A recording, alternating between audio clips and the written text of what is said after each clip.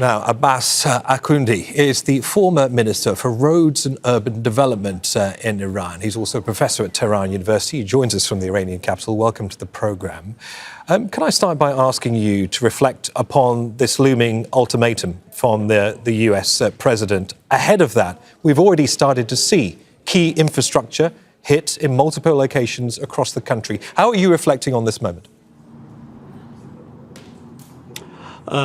Thank you for having me. That's a very, very hard situation for us because I'm as a Minister of Infrastructure. I know how difficult it is building this infrastructure. Particularly, we build all these infrastructures under the U.S. sanctions. So every meter that we have built for roads or railroads, ports, other infrastructure is what they have been very hard for us, but however, so they are very our wealth that are destroyed by these hooligans that are living in the White House in the U.S. Right, hooligans living in the White House, you call them. Israel has also issued a warning for people to stay away from trains, railways, railway stations. I mean, what are the implications of that warning? Is that message being conveyed clearly to the people of Tehran that they're at risk,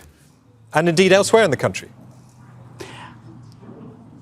Yes, that's very how I can put it, because they are destroying all our infrastructures, but just they are saying that we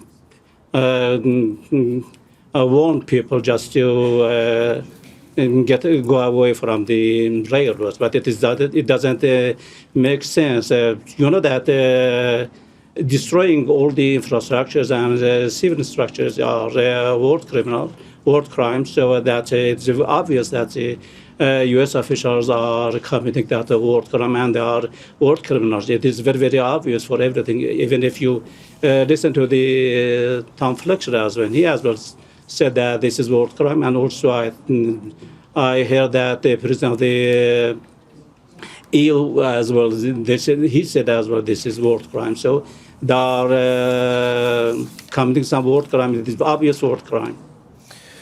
You are also, as we said in your introduction, you're also a professor at university in Tehran. What are your thoughts on places of education being recently struck? Multiple locations in Tehran have been destroyed, key facilities we're talking about. Israel argues that those facilities are being used to assist Iran's war effort, and as such, they are, by extension, IRGC targets. What do you think of those claims?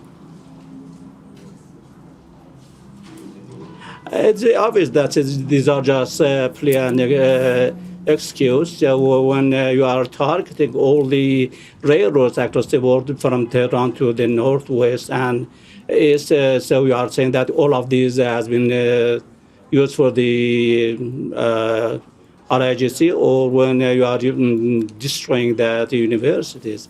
These are I think it's very obvious that these are no sense for such claim.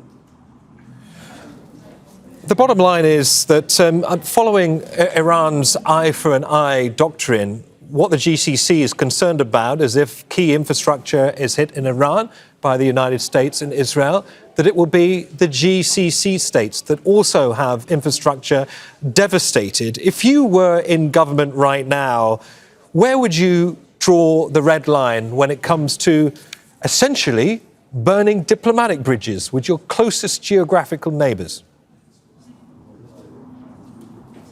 This is a very complicated issue. That's right. That's a very critical issue. Just I would like to say something in this regard, because you know that we in the region, we as well the South Persian Gulf countries, we are in the center of the global value chains and also the global supply chain. So we always, during these 50 years, try just to keep open and just to facilitate using these infrastructures for the global trade for whatever countries that they wanted just to use these infrastructure. So we always were sit in the positive side of these infrastructures. We never use just to put any embargo on the using the Hormuz Strait during these 50 years. But when we are facing with such a brutal strike on our infrastructures, what do you think we can do? This is one thing that that this war essentially is unlawful. This is obvious for every country that this war from the beginning was unlawful. And so when the Trump threatens that he is going just to destroy all the infrastructures, this is a very, very obvious threat of the people, and this is also unlawful, and this is a war crime. So you know about this. Understood. But now we are facing with the. So we are wasting. Sorry, finish your point. Please carry on. The point that I would like to make is that now, regarding our southern neighbors, how we can deal with them. There are two very, very crucial points. One, however, the land, sea, and air of these countries are used by Israel and U.S. just to attack us. Well, there's no evidence of that we are aware of. I have to add that to your statement. But I hear what you're saying. It is very obvious when. I think it's very obvious when you put your lands for the basis for the U.S. So now, how do you think that these airplanes come to us to strike us? Okay. From nowhere, or from these bases? Okay. Thank you. Some other bases. Understood, Abbas Akhoundi. Just to add, that claim is clearly hotly contested by GCC nations, but I appreciate your perspective. Abbas Akhoundi is a former Minister of Roads and Urban Development and a professor at Tehran University. Thank you again.